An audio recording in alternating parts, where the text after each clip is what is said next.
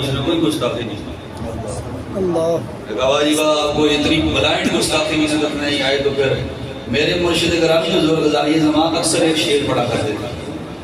ہے اقبال کا شعر، لیکن جب سید پڑھا کرتا تھا تو اس کے اندر راز تھا۔ اور سید بھی وہ جن کو امام اہل سنت کہا جاتا ہے، وہ یہ اقبال کا شعر پڑھا کرتے تھے، آنکھ والا تیرے جوبن کا تماشا دیکھ،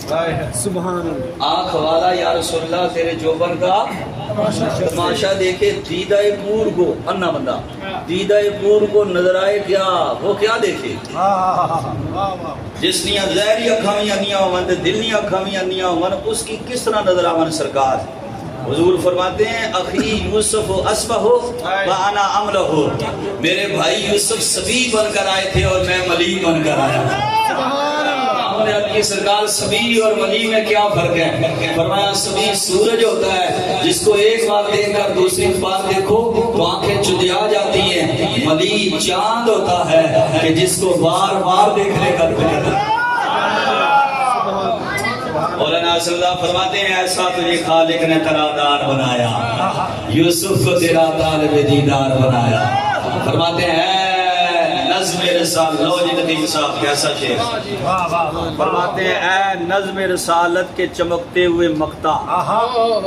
اے نظم شاہی، اے نظم رسالت، مولانا سردار ہیں، بڑے بھائی تو بڑے بھائی، چھوٹے بھائی جو سبحان اللہ، سبحان اللہ، اے نظم رسالت کے چمکتے ہوئے مقطع، تاجدار ختم نبوت زندہ باد زندہ باد زندہ باد، اے نظم رسالت کے چمکتے ہوئے مقطع،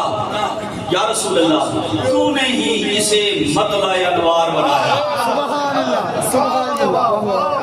کیا بات، کیا بات، میں صدقے آپ کی ذات اس بات پر علماء کرام کی داد مل گئی، آپ کے چہروں کی داد کے صدقے